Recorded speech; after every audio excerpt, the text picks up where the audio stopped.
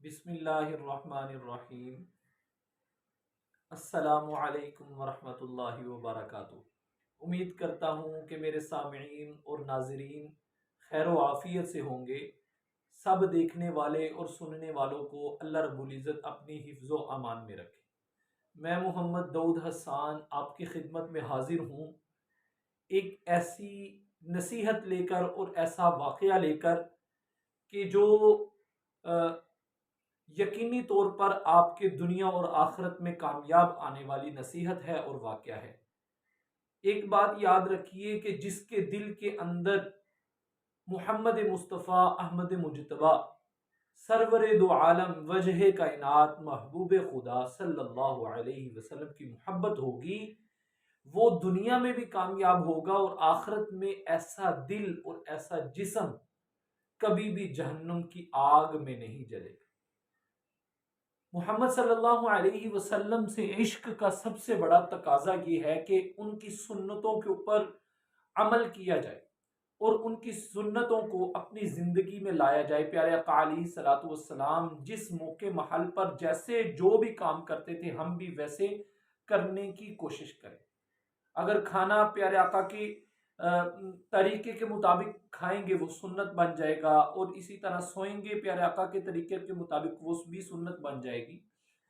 تو پیارے آقا علیہ الصلوۃ والسلام سے محبت کا جو تقاضا ہے وہ یہی ہے کہ ان کی سنت کے اوپر عمل کیا جائے، اور جو ان کی سنت کے اوپر عمل کرے گا اور محبت کرے گا وہ آدمی کبھی بھی جہنم میں نہیں جلے گا۔ اس کی دلیل کے طور پر میں آپ کے سامنے ایک واقعہ پیش کرنے لگا ہوں۔ حضرت انس رضی اللہ تعالی عنہ یہ خادم رسول ہے صلی اللہ علیہ وسلم، انہوں نے آپ علیہ الصلوۃ والسلام کی 10 سال خدمت کی۔ سب سے زیادہ عرصے کے لحاظ سے، وقت کے لحاظ سے انہوں نے پیارے آقا علیہ الصلوۃ والسلام کی خدمت کی۔ یہ بچپن ہی سے پیارے آقا علیہ الصلوۃ والسلام کے خادم تھے۔ ایک دفعہ ہوا یوں کہ ان کے مہمان خانے میں چند لوگ آئے مہمان بن کر۔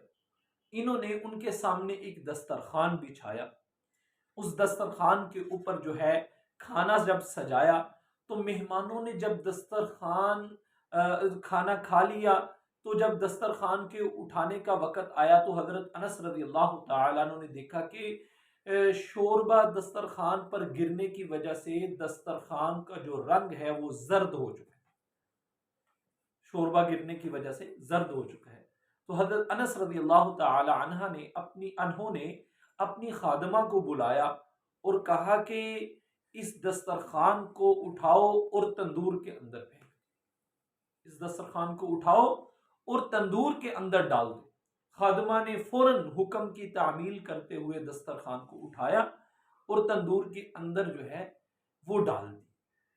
کچھ ہی دیر کے بعد خادمہ نے جلتے ہوئے تندور کے اندر ہاتھ ڈالا اور اس دسترخوان کو باہر نکال لیا، اور تو وہ دسترخوان ایسا صاف ہو چکا تھا جیسے اس کو کسی نے پانی اور صابن اور سرف کے ساتھ دھو دیا، بالکل سفید، کوئی زردی کا رنگ نہیں ہے، کوئی میل نہیں ہے، صاف ستھرا ہو کر وہ تندور سے باہر نکلا۔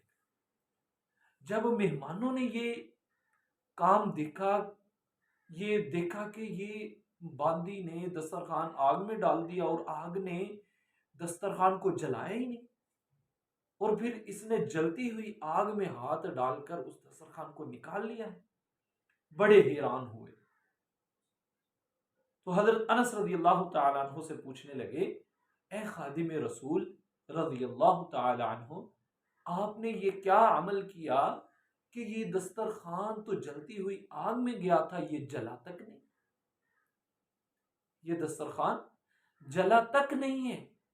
تو حضرت انس رضی اللہ تعالی عنہ نے فرمایا کہ اس دسترخوان کی خاصیت یہ ہے کہ میرے محبوب حضرت محمد مصطفیٰ احمد مجتبیٰ صلی اللہ علیہ وسلم نے اس دسترخوان سے کئی دفعہ اپنے دست مبارک اور اپنے لب مبارک کو صاف کیا، یعنی یہ اتنا مبارک دسترخوان ہے کہ آپ علیہ الصلوۃ والسلام نے تو سب سے پہلی بڑی سعادت تو یہ تھی کہ وہ اس دسترخوان پر پیارے آقا نے کھانا کھایا، اور پھر اس سے بڑھ کر اس دسترخوان سے پیارے آقا نے ہاتھ صاف کیے، اپنے دستے مبارک پونچھے، اور پھر اسی دسترخوان سے پیارے آقا علیہ الصلوۃ والسلام نے فرماتے ہیں کئی دفعہ اپنے لب مبارک بھی صاف کیے۔ تو وہ دسترخوان بلا تندور کیسے جلا سکتا تھا؟ آگ کیسے اس دسترخوان کو جلا سکتی تھی جس دسترخوان کے ساتھ میرے پیارے آقا کے لب مبارک کا مس ہوا ہو؟ تو اس لہٰذا وہ دسترخوان نہیں جلا۔ تو اس سے میں بتانا چاہ رہا تھا کہ جو دسترخوان پیارے آقا کے ساتھ اس کی نسبت ہو گئی ہو وہ نہیں جل سکتا، اور جس کے انسان کے دل میں پیارے آقا کی محبت ہو اور اس کے 5-6 فٹ کے جسم کے اوپر پیارے آقا کی سنتیں ہوں، اس کا ہر عمل فعل اور اس کا قول یہ بتا رہا ہو یہ محمدی ہے، تو وہ آدمی آگ کے اندر جہنم کے اندر کیسے جل سکتا ہے، اور جہنم کی آگ اس کو کیسے جلا سکتا ہے؟ تو اس لیے پیارے آقا کے ساتھ محبت ہو، الفت ہو، یہ اللہ رب العزت کو بھی ہر مسلمان سے مطلوب ہے۔ السلام علیکم ورحمۃ اللہ وبرکاتہ۔